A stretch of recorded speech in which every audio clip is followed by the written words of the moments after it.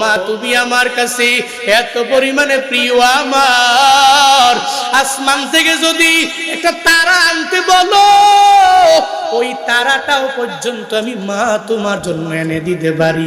মা গো তুমি আমার একটা লিস্ট দাও, তোমার কি কি প্রয়োজন আমি সন্তানের জানায়া দাও। ওই প্রবাসী বলে হুজুর আমার মায়ে বলে না না ও সন্তান আমার কেমন জানি লাগতেছে, মনে হয় সামনে আমার জন্য ঈদের দিন আসছে।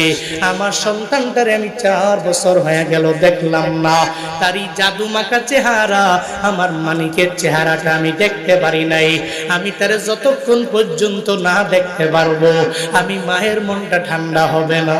ও সন্তান আয় আয় আয়, আমি তোর চেহারাটা দেখবো। তোর চেহারা দেখে দেখে দেখে দেখে আমি মায়ের মনটা অটোমেটিক পাগল পারা হয়ে যাবে। তোর চেহারা দেখলে আমি মায়ের দুনিয়া সহ কিছু পাওয়া হয়ে যাবে। সন্তানরে কিছু লাগবে না, আমি মায়ের কাছে তোর চেহারা দেখাই সবচেয়ে বড় পাওয়া। হঠাৎ করে একদিন এক প্রবাসী টেলিফোন করে আমার এক এক করে বলতে লাগলো, হুজুর গো 4 বছর হয়ে গেল আমি সৌদি আরবের জমিনে চলে আসলাম, আমার এখানে মাও নাই আমার বাবাও নাই, আমার পরিবারের কাউরে আমি দেখতে পাই না। আমার মা বাবা ছিল বড় দুর্বল, আমার মা বাবায় আমার এলাকায় একটা জমি ছিল ওই জমিটারে বিক্রি করে দিয়া এরপরে আমারে সৌদি আরবে পাঠাইলো। ওই মা বাবার দুয়ার বদৌলতে আজকে আমি টাকাওয়ালা হয়ে গেলাম। আমার বাড়িতে এখন কোনো ধর্মীয় অনুষ্ঠান করলে আমারে টেলিফোন দেয়, এরপরে আমি এদেরকে টাকা দেই অনুষ্ঠান করার জন্য। এক এলাকায় যদি মসজিদের কাজের জন্য টাকা লাগে আমারে টেলিফোন দিলে আমি মসজিদের জন্য টাকা পাঠাই।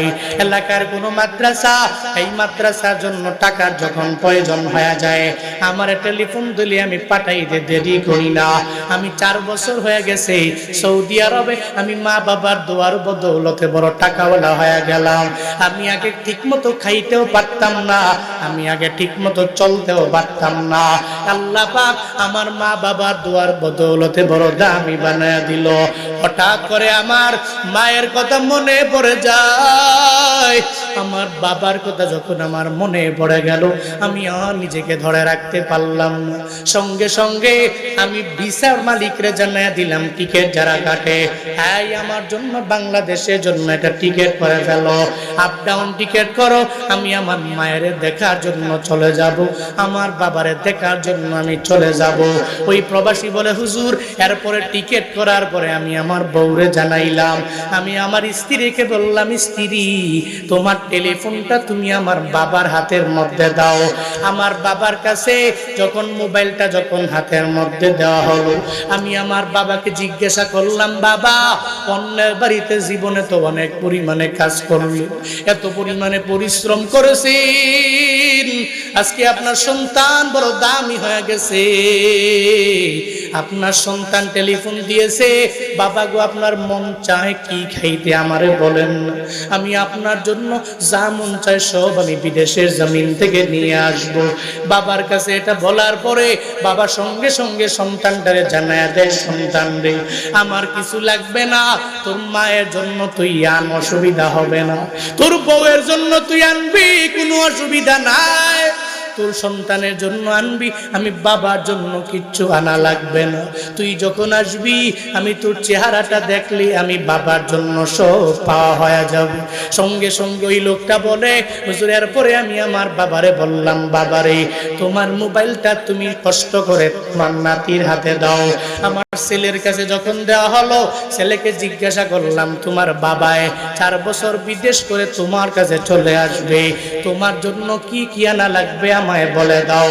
বলে হুজুর আমার ছেলে একটা একটা করে বিভিন্ন লিস্ট আমারে ধরায়া দিল, আইফোনের যে নিউ মডেলটা ওই নিউ মডেলটা আসার সময় নিয়ে আসবা।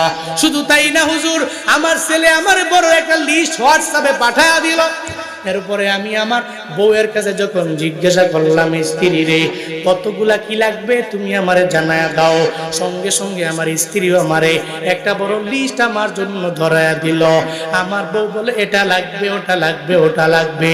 গালফের মধ্যে সবচেয়ে বড় হাইপার মার্কেটের নাম হলো লুলু হাইপার মার্কেট।